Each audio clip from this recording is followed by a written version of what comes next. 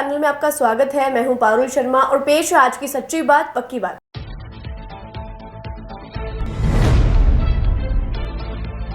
सौरभ हस्तलिखित श्री राम नाम परिक्रमा महोत्सव शुरू। मंत्री सुरेश सिंह रावत व सांसद चौधरी रहे मुख्य अतिथि।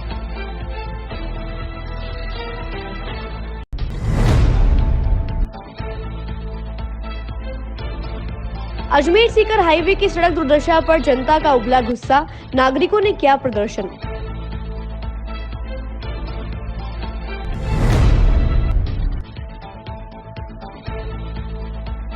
सम्राट पृथ्वीराज चौहान महाविद्यालय में 7 दिवसीय शिविर संपन्न, छात्रों ने निकाली जागरूकता रैली।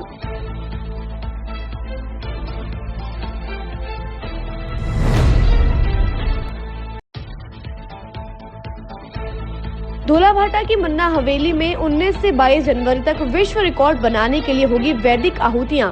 सामूहिक आहुतियों के लिए बनाया गया है विशाल कुंड।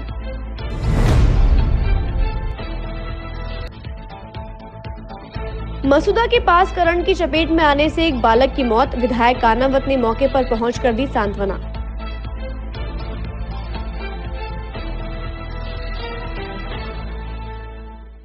यार, बच्चे के लिए ऐसा स्कूल तलाश रहा हूँ जहाँ बच्चा स्टडी करे और साथ में उसे सभी स्पोर्ट्स फैसिलिटीज भी मिले। अपने बच्चे के लिए सतगुरु इंटरनेशनल स्कूल चुनो। स्टडी के साथ साथ यहाँ इवनिंग में नेशनल लेवल के कोचेस द्वारा swimming, badminton, lawn tennis, table tennis, basketball जैसे स्पोर्ट्स की ट्रेनिंग दी जाती है। अरे वाह! सतगुरु इंटरनेशनल स्कूल, पृथ्वीराज नगर, ऑपोजिट ए ब्लॉक, पंचशील, अजमेर।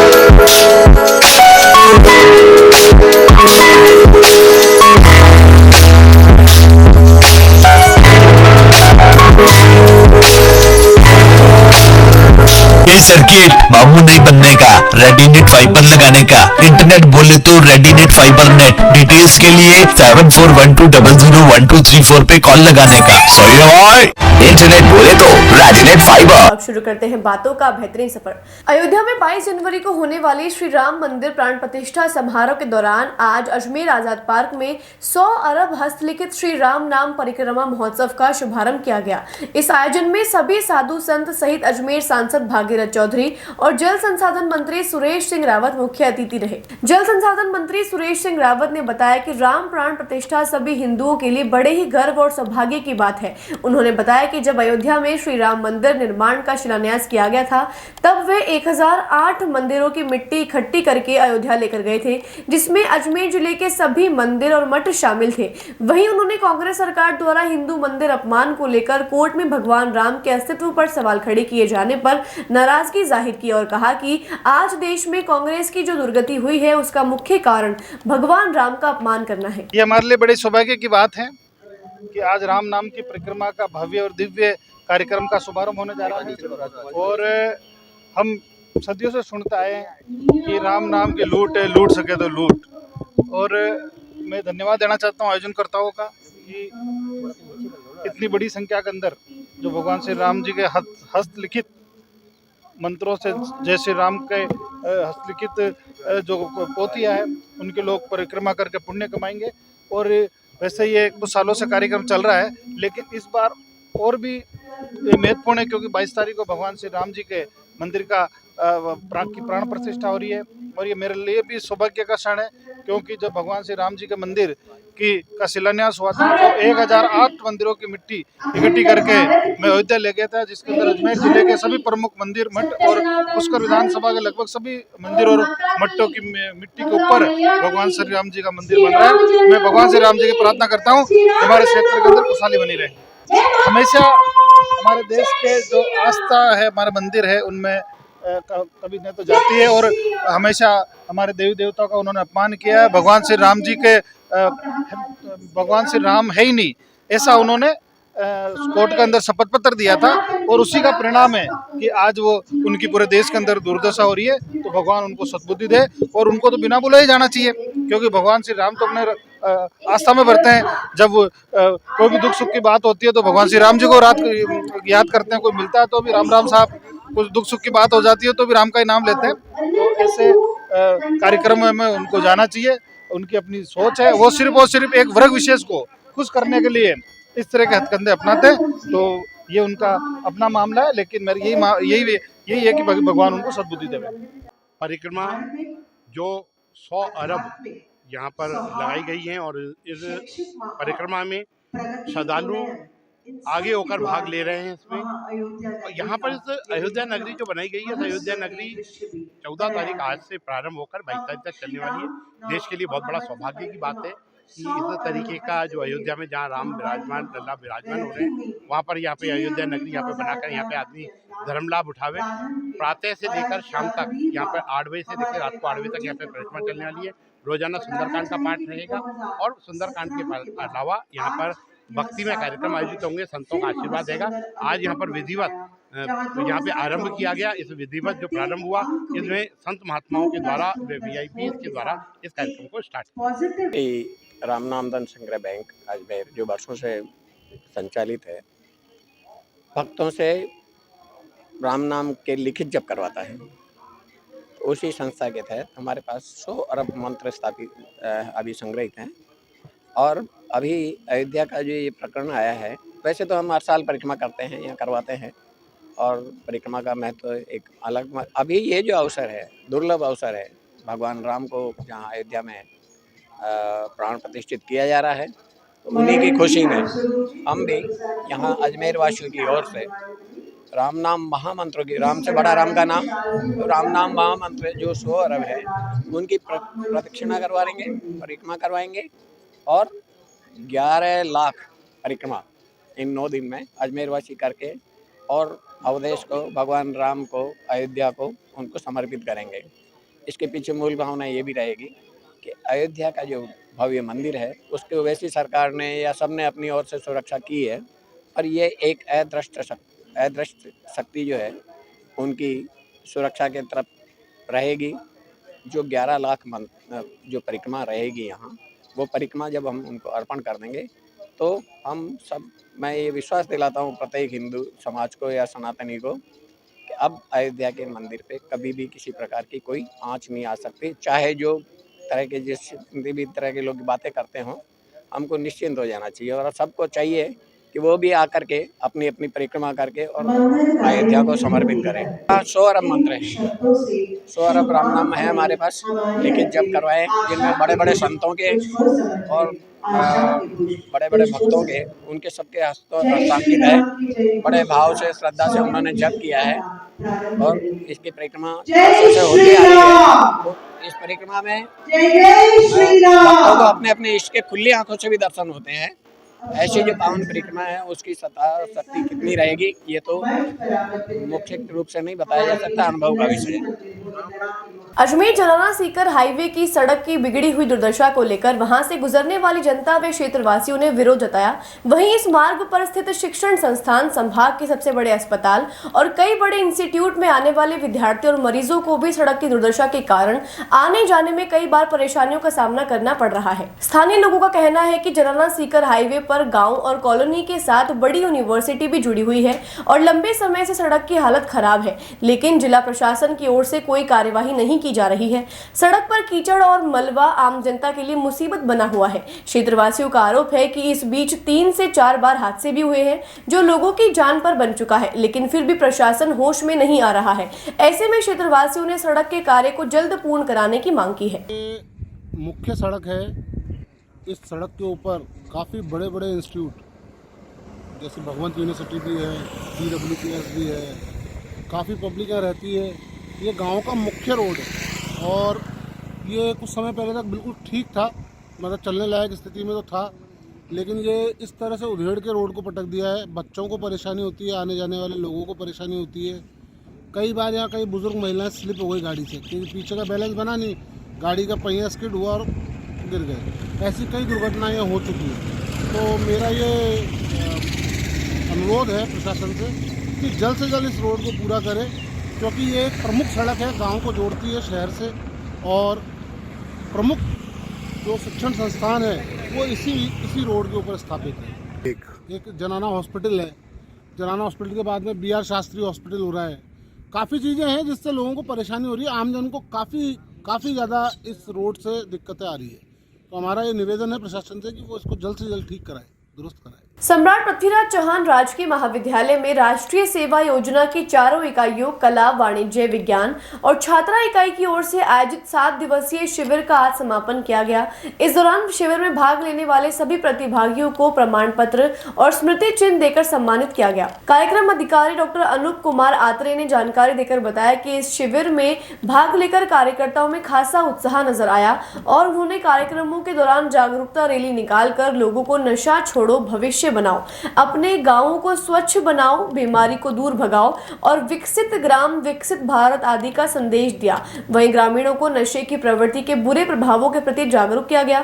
उन्होंने बताया कि 6 दिन तक चलने वाले सभी कार्यक्रम को प्राचार्य मिलन यादव के निर्देशन में आज समापन किया गया। समारोह के दौरान doctor Anoop Kumar Atre, doctor Manoj Kumar Rawat, doctor Harbhan Singh एवं डॉक्टर देवकी मीणा महाविद्यालय के सकाय सदस्य उपस्थित थे। सम्राट पृथ्वीराज चौहान राजकीय महाविद्यालय अजमेर की राष्ट्रीय सेवा योजना की चारों इकाइयों के तत्वाधान में एक 7 दिवसीय शिविर का आयोजन किया गया था, जिसमें आज शिविर का 7वां दिन है और उसका आज हम समापन समारोह कार्यक्रम महात्मा गांधी सभागार में आयोजित कर रहे हैं। इस कार्यक्रम के मुख्य अतिथि आदरणीय प्राचार्य प्रोफेसर मिलन कुमार यादव सर हैं। विशिष्ट अतिथि युवा विकास अधिकारी नेहरू युवा केंद्र श्री जयेश जी मीणा हैं। और आज जो भी हमने 6 दिवसों में विभिन्न ग्रामों में जाकर जागरूकता कार्यक्रम किए, साथ ही ये जो हमारा कैंप था इसकी थीम थी कुशल युवा विकसित भारत। इससे संबंधित कई कार्यक्रम विद्यार्थियों के लिए आयोजित किए गए, उनको औद्योगिक भ्रमण भी करवाया गया, स्टार्टअप्स के बारे में बताया गया और आज उन्हीं प्रतिभागियों ने अपने अपने व्यक्तित्व में क्या क्या परिवर्तन आए हैं उसके बारे में भी यहाँ आज इस समारोह में बताया। साथ ही बच्चों ने सांस्कृतिक कार्यक्रम प्रस्तुत किए।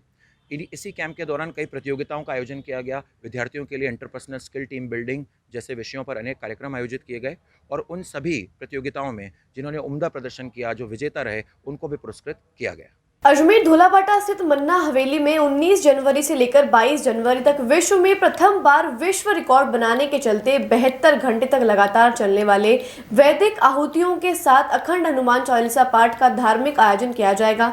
इसमें 21 इंच का एक बड़ा कुंड बनाया जा रहा है, जिसमें एक साथ 10 लोगों द्वारा आहुतियां दी जा सकती है। बेटिया पंछी एक डाल की संस्था अध्यक्ष रानू माहेश्वरी ने जानकारी देकर बताया कि इस ऐतिहासिक कार्यक्रम के दौरान 18 जनवरी को कलश यात्रा के साथ घट स्थापना कार्यक्रम का आयोजन किया जाएगा, जिसमें संगीतमय आहुतियों के साथ लगातार चलने वाले अखंड हनुमान चालीसा पाठ को समस्त प्रसिद्ध साहित्य आचार्य, ज्योतिषाचार्य, आयुर्वेदाचार्य, भगवताचार्य एवं रत्न विशेषज्ञ के सानिध्य में संपन्न करवाया जाएगा। ये मन्ना हवेली में जिसका नाम हमने अवधपुरी रखा है, उसमें एक 72 घंटे का निरंतर हनुमान चालीसा का पाठ होने वाला है। मेरी यही मतलब रिक्वेस्ट है पूरे अजमेर की जनता से कि प्लीज़ आप लोग आइएगा और 11, 21, 51, 108 जैसे भी जिसकी श्रद्धा हो वैसे अगर आप आहुति देंगे तो इससे आप लोगों का बहुत कल्याण होगा। ये एक बहुत मिराकुलस कार्यक्रम होने वाला है बेसिकली। और उसके अलावा मैं यही रिक्वेस्ट करूँगी सबसे कि प्लीज़ ज़रूर आइएगा इस कार्यक्रम में। ये एक विश्व स्तर पे होने वाला है, बिकॉज़ ऐसा कार्यक्रम कभी हुआ नहीं है। लॉन्गेस्ट रिकॉर्डेड जो है वो 24 घंटे का हनुमान चालीसा रिकॉर्डेड है in the Guinness book of world record, but we are trying for 72 hours. तो 72 आवर्स अपने आप में एक रिकॉर्डेड चीज़ रहेगा। And we have also called for books of records, world book of records, उनमें हमने एक एप्लीकेशन दिया है।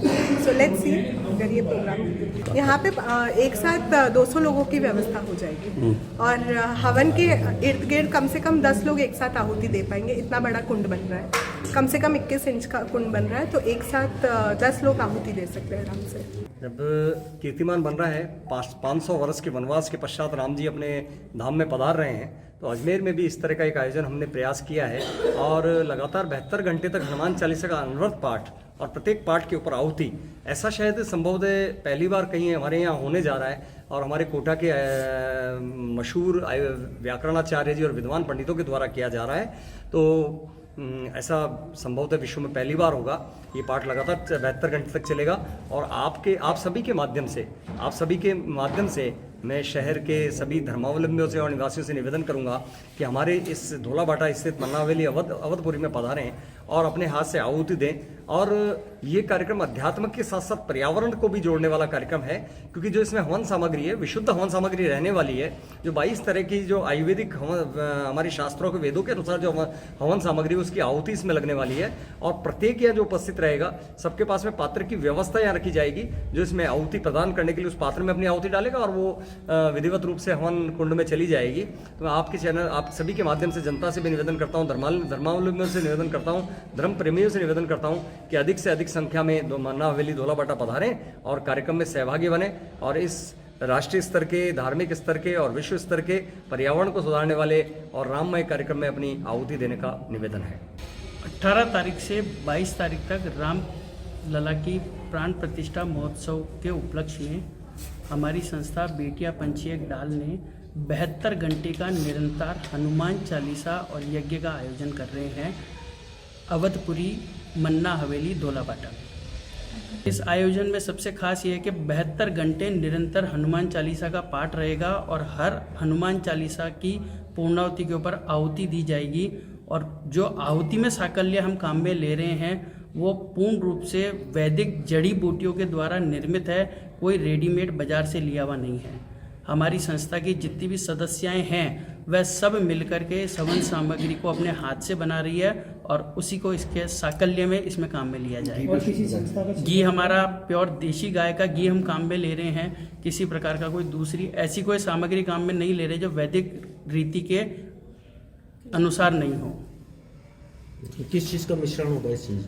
इसके अंदर छाप छबीला, लौंग, जायफल, हरी इलायची, बड़ी इलायची, नाग केसर, नागर मोथा, जटामासी, इस प्रकार की टोटल 22 जड़ी बूटी हम काम में ले रहे हैं। गूगल, धूप, इत्र, जिससे वातावरण एकदम शुद्ध हो जाएगा। और इसका जो बाद के अंदर हवन पूर्ण होने के बाद में कोई भी अगर यज्ञ भस्म ले जाना चाहता है तो वह ले जा सकता है हमारे यहाँ। 22 तारीख को क्या कार्यक्रम? 22 तारीख को सुंदरकांड पाठ होगा पूर्णाहुति के बाद में। उसके बाद रामलला की प्राण प्रतिष्ठा महोत्सव लाइव हम दिखाएंगे यहाँ पर अवधपुरी के अंदर, और उसके बाद में महाआरती होगी और प्रसाद वितरण होगा।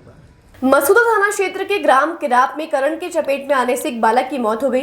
जानकारी के अनुसार मृतक बच्चे के दादा ने बताया कि उसका पोता दीपू जो कि खेत पर जा रहा था, तभी रास्ते में विद्युत लाइन के खंभे की तार से करंट लग गया, जिससे दीपू अचेत हो गया, जिसको मसूदा चिकित्सालय पहुंचाया गया, जहां उपचार के दौरान उसे मृत घोषित कर दिया गया है। वहीं घटना की जानकारी मिलते ही मसूदा पुलिस मौके पर पहुंची। पुलिस ने मृतक के शव को मोर्चरी में रखवाया है। साथ ही घटना की जानकारी मिलने पर मसूदा विधायक वीरेंद्र सिंह कानावत मौके पर पहुंचे एवं परिजनों को सांत्वना दी। पुलिस ने परिजनों की मौजूदगी में शव को पोस्टमार्टम करवाया। बातों को देते हैं एक छोटा सा विराम, जल्द ही मिलते हैं एक नए सफर पर। यार बच्चे के लिए ऐसा स्कूल तलाश रहा हूँ जहाँ बच्चा स्टडी करे और साथ में उसे सभी स्पोर्ट्स फैसिलिटीज भी मिले। अपने बच्चे के लिए सतगुरु इंटरनेशनल स्कूल चुनो। स्टडी के साथ साथ यहाँ इवनिंग में नेशनल लेवल के कोचेस द्वारा swimming, badminton, lawn tennis, table tennis, basketball जैसे स्पोर्ट्स की ट्रेनिंग दी जाती है। अरे वाह! सतगुरु इंटरनेशनल स्कूल, पृथ्वीराज नगर, ऑपोजिट ए ब्लॉक, पंचशील, अजमेर।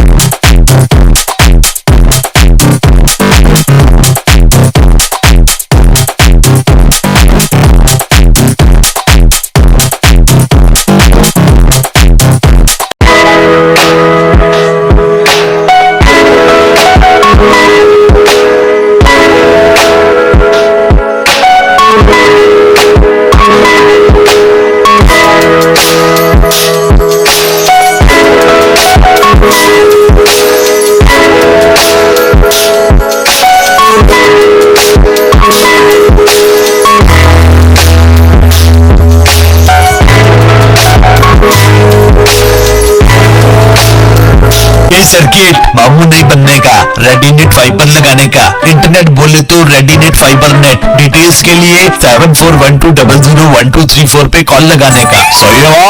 इंटरनेट बोले तो रेडीनेट फाइबर। एक बार फिर आपका स्वागत है। आइए चलते एक नए सफर पर। ऑल इंडिया यूनिवर्सिटी चैंपियनशिप में अजमेर को पहली बार मेडल मिला है। किशनगढ़ ताइक्वांडो अकेडमी के चैंपियन ने अजमेर जिले का नाम रोशन किया है। कोच राकेश बांगड़ा ने बताया कि छोटे से गांव भदून से आने वाले अर्जुन सोनी ने पिछले साल भी भाग लिया, लेकिन सफलता नहीं मिली। इस बार अपने अथक परिश्रम और नियमित तैयारी के दम पर सफलता प्राप्त कर अजमेर को गौरवान्वित किया है। अर्जुन ने all India university taekwondo championship के 68 किलोग्राम भार वर्ग में अजमेर जिले का प्रतिनिधित्व करते हुए कांस्य पदक जीतकर इस प्रतियोगिता में अजमेर को पहली बार मेडल दिलवाया है। अर्जुन सोनी पिछले 7 साल से ताइक्वांडो की तैयारी कर रहा है। अर्जुन सोनी जीत का श्रेय अपने कोच राकेश बांगड़ा वे अपने माता पिता को देते हैं। अब उनका सपना अंतर्राष्ट्रीय प्रतियोगिता में मेडल लाकर किशनगढ़ व अपने गाँव भदून खातून का नाम रोशन करने का है। तीर्थ नगरी पुष्कर में पोष महा मकर संक्रांति के पावन अवसर पर आज पोष बड़ा प्रसादी का जगह जगह आयोजन किया जा रहा है। वहीं पुलिस चौकी पर थानेश्वर महादेव मंदिर के बाहर थानाधिकारी राकेश यादव के नेतृत्व में पुलिस कर्मियों द्वारा पोष बड़ा प्रसाद का वितरण किया जा रहा है। इसी तरह चुंगी चौकी पर हर वर्ष की तरह पिकअप टेम्पो ड्राइवर संगठन एवं दुकानदारों द्वारा लोगों को पोष बड़ा प्रसाद बांटा जा रहा है।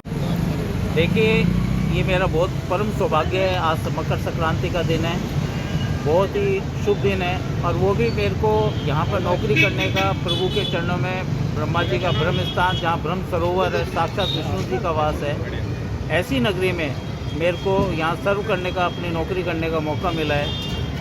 इसीलिए आज हमारा जितना भी पुलिस थाना परिवार है उनकी तरफ से पोष बड़े कार्यक्रम का आयोजन किया गया है। इस समय पोष बड़े में तो मीठे गुलगुले और कोफ्ते यही चलते हैं और सर्दी का मौसम है और ये भी अच्छा है कि यहाँ पर तीर्थ यात्री काफ़ी संख्या में आज आ रहे हैं और वो सब तीर्थ यात्री आते जाते ये सब अपना पोष बड़े का आनंद ले रहे हैं और ये परम सौभाग्य है पुलिस थाना पुष्कर का कि हम सबको ये धार्मिक कार्यक्रम करने का अवसर मिला।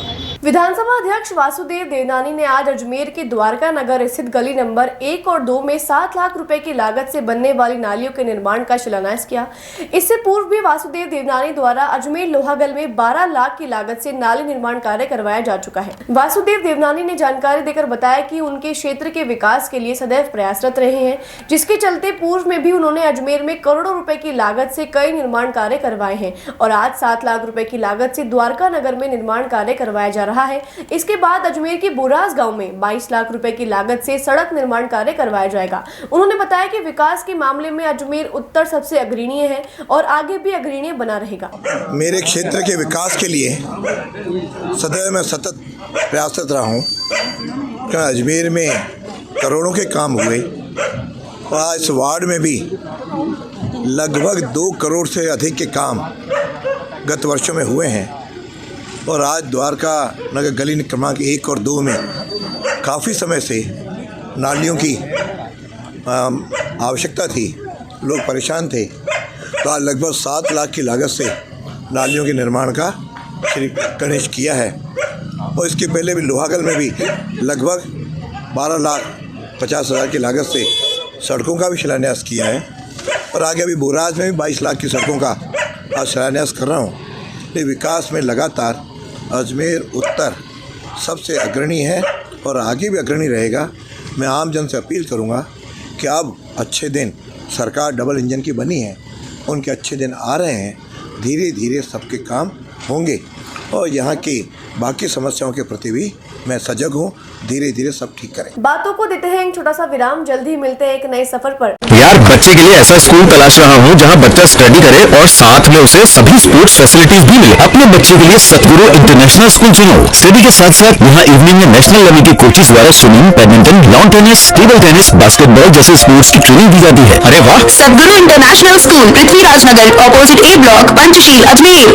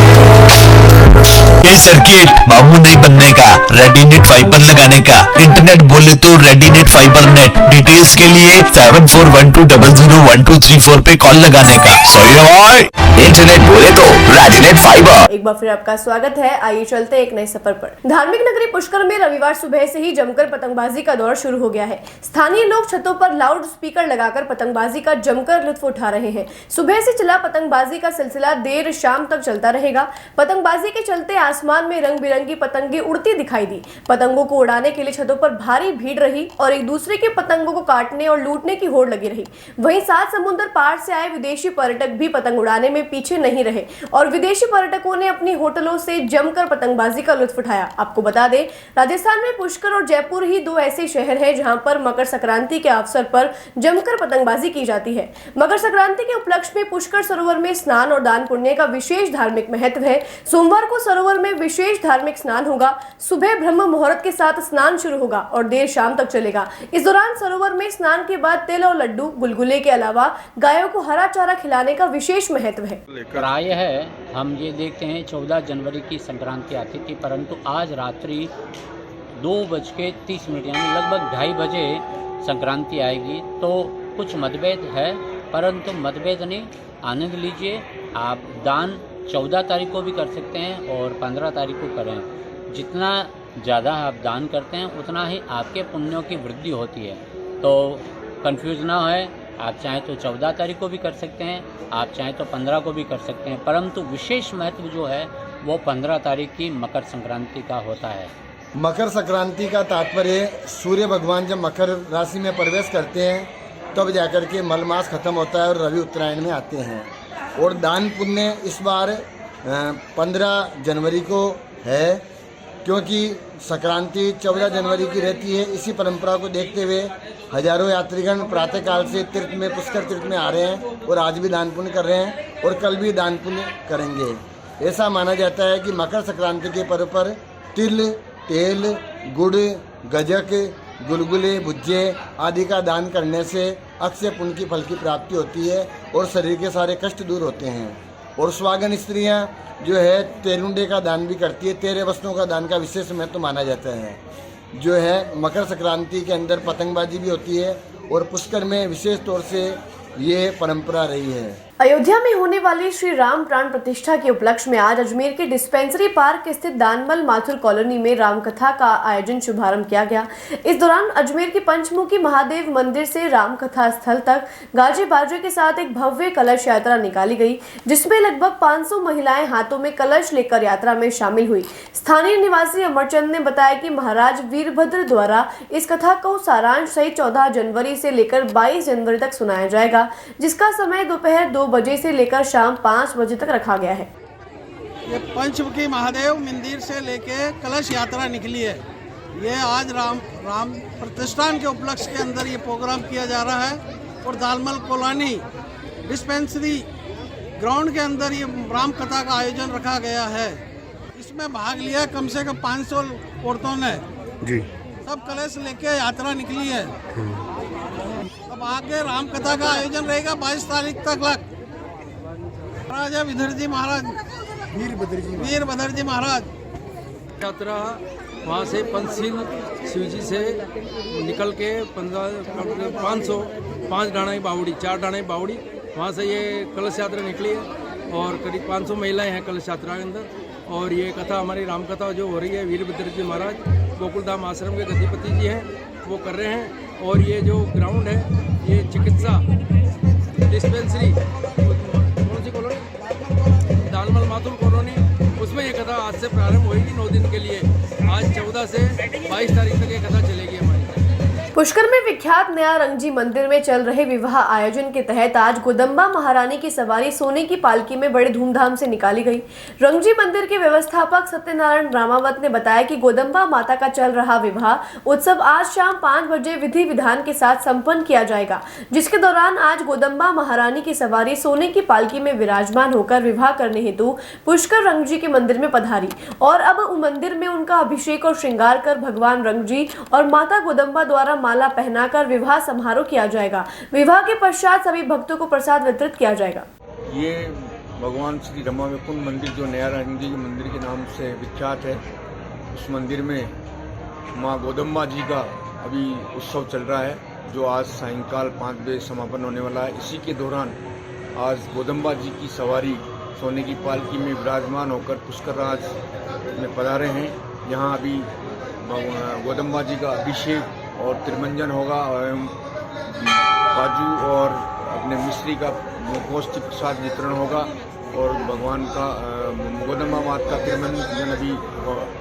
और आज सायंकाल 5 बजे गोदम्बा जी एवं भगवान का विवाह उत्सव मनाया जाएगा, जो बहुत ही रमणीय माना जाता है। वहाँ भगवान गोदम्बा जी को गोदम्बा जी भगवान को वरमाला पहनाएंगे और ये विधि विधान से कार्यक्रम होगा, आतिशबाजी होगी और कार्यक्रम का समापन सायंकाल 5 बजे होगा। पुष्कर सरोवर में लाके क्या विशेषता रहती है? पुष्कर सरोवर में आज के दिन ये जो मलमास के अंदर जो उत्सव चल रहा है, उसमें हर साल भगवान गोदम्बा माता की सवारी पुष्कर राज में ही विराजमान होकर तिरुमंजन और अभिषेक किया जाता है। आपका नाम? सत्यनारायण रामावत, व्यवस्थापक नया रंग जी का मंदिर पुष्कर। 9 जनवरी को कैबिनेट मंत्री सुरेश रावत के स्वागत के दौरान सिविल लाइंस थाना क्षेत्र में एक युवक के मोबाइल और पर्स चोरी होने का मामला सामने आया है, जिसे लेकर पीड़ित ने सिविल लाइंस थाने में मुकदमा दर्ज करवाते हुए बताया कि उसके पर्स में करीब 45,000 रुपए नकदी और एक महंगा मोबाइल फोन था। इसी दौरान भीड़भाड़ का फायदा उठाते हुए किसी अज्ञात व्यक्ति ने उसे चोरी कर लिया। पीड़ित की शिकायत के आधार पर सिविल लाइंस थाना पुलिस ने सीसीटीवी फुटेज के आधार पर चोरों के खिलाफ कार्यवाही शुरू कर दी है। कल दिनांक 13/1/2024 को लक्ष्मण सिंह पुत्र नारायण सिंह रावत निवासी नेडलिया बूढ़ा पुष्कर पुलिस थाना पुष्कर जिला अजमेर ने उपस्थित थाना में रिपोर्ट कराई कि दिनांक 9/1/2024 को केंद्रीय कैबिनेट मंत्री बनने पर सुरेश सिंह रावत का स्वागत करने में रावत कॉम्प्लेक्स पर आया था। उनके स्वागत सत्कार के दौरान उनकी जेब में से एक वीवो कंपनी का मोबाइल और 45,000 रुपये नकद निकाल लिया, किसी अज्ञात व्यक्ति ने निकाले, जिससे संबंधित थाना प्रकरण दर्ज हुआ है, जिसका अनुसंधान। आज के लिए बस इतना ही। कल फिर होगी आपसे मुलाकात, तब तक के लिए दीजिए इजाजत। नमस्कार।